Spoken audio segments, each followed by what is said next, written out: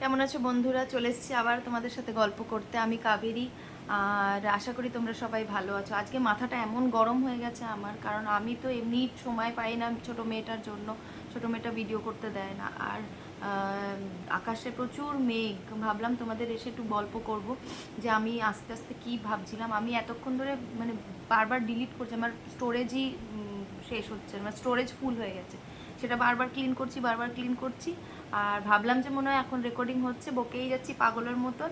5-7 minute বকে গেলাম, তারপরে দেখি কি ভিডিওই হচ্ছে না, মানে একটু হয়ে কেটে গেল, তারপরে আবার দেখছি যে ভিডিওই হচ্ছে না। যাই হোক, এরমভাবে আমার সকালটা শুরু হলো।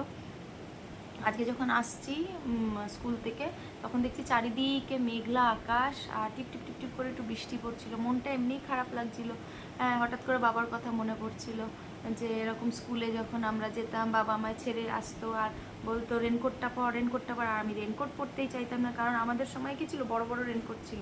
তা আমার আমার সাইজের ছিল না, একটু বড়ই কিনতো বাবা। বলতো যাই কিনবো বড় কিনবো, তাহলে 2-3 বছর পরতে পারবি। আমার বাবা জামাও যদি কিনতো বলতো একটু বড় কিনবো, যাতে কি 2-3 বছর পরতে পারিস, এরকম ছিল।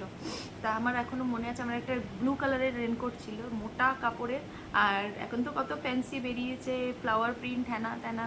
আর তখন ছিল একটা এক কালারের রেনকোট, আর হাতাগুলো না এতটা আসতো। তখন আমি বলেছিলাম আমি পরবোই না, আমার দাদা তো পরতোই না, আমি তো পরবোই না বলেছি।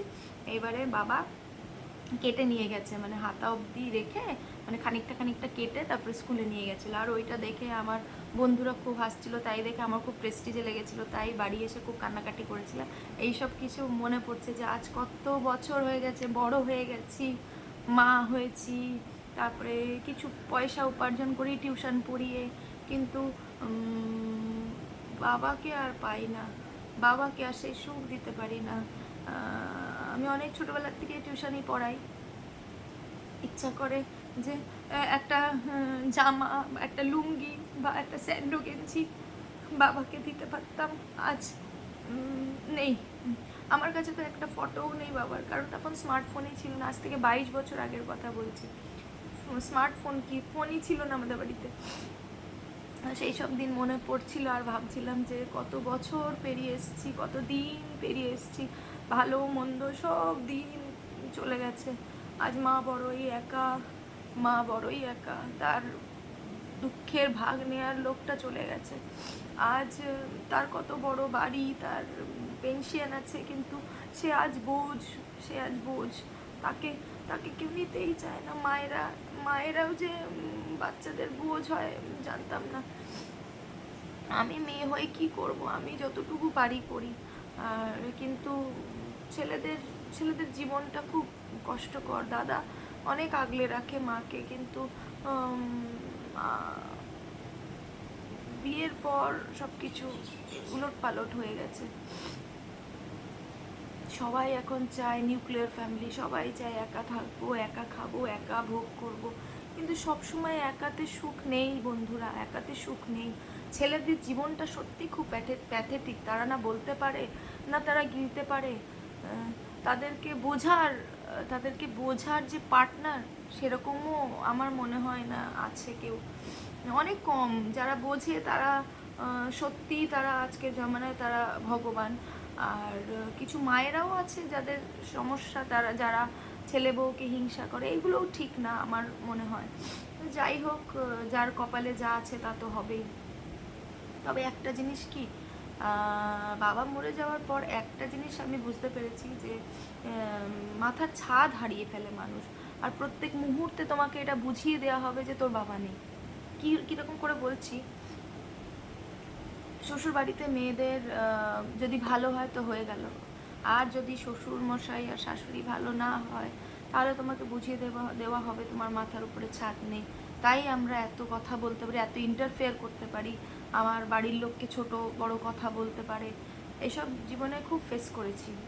আজ ভাবি আজ কত পয়সা নাড়াচাড়া করি, যাই হোক লক্ষ্মীর ভাণ্ডার হোক, আর একটু দু একটা জামা কাপড় বিক্রি করে, এই যে আমি বাড়িতে বসে দু একটা জামা কাপড়ও বিক্রি করি, ওই কিছু হয় কিছু হয় না এইরকম। দোকান টোকান নেই, এমনি বাড়িতে রাখি। দু একজন বন্ধু বান্ধবকে বলেছি, তারা যদি আসে, নতুন শুরু করেছি, চুপ বসে থাকবো, দুটো মেয়ে, সেই জন্য। তো টুকটাক নিজে সেলফ ডিপেন্ড হওয়ার চেষ্টা করছি। তাই টিউশন পড়াই, স্পোকেনের ব্যাচ করাই, এইসব করাই। এর মধ্যে দিয়েই আমি আমার নিজের যে একটা এক্সিস্টেন্স সেটাকে খুঁজে পাই। তো এইসব চলছে মাথায়, এইসব চলে মাথায়। তাই আসছিলাম, আর আমার মনে পড়ছিল যে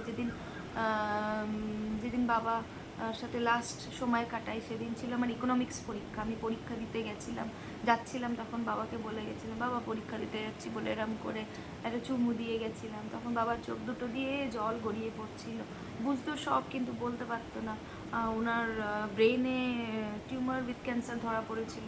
তো এইভাবেই আমার মানে জীবনটা গেছে ছোটোবেলার থেকেই। তো এগুলো মনে পড়লে কষ্ট হয়। আর এই বৃষ্টির মধ্যে আসছি, আকাশটা মেঘলা, পুরো রাস্তা খালি। হ্যাঁ, আসছি, বাচ্চা কাচ্চা আজকে কম হয়েছে স্কুলে। তো আসছি, এইসব ভাবতে ভাবতে আসছিলাম, মনটা খুব ছোট লাগছিল। তাই তোমাদের ভাবলাম এসে বলবো। এবার তো ভিডিও করছি, স্টোরেজ ফুল দেখাচ্ছে বলে একটু দেরি হয়ে গেল। আমি ছোট ভিডিও রোজ সকাল 9টার মধ্যে আমি দিচ্ছি। তোমরা যদি দেখতে চাও তাহলে তোমরা দেখতে পারো। আর যারা আমায় কিছু প্রশ্ন করতে চাও বা কিছু জানতে চাও তাহলে তারা তো কমেন্টস করতে পারো। ঠিক আছে বন্ধুরা, আবার আমি পরের ব্লগে তোমাদের সাথে কথা বলবো। ধন্যবাদ।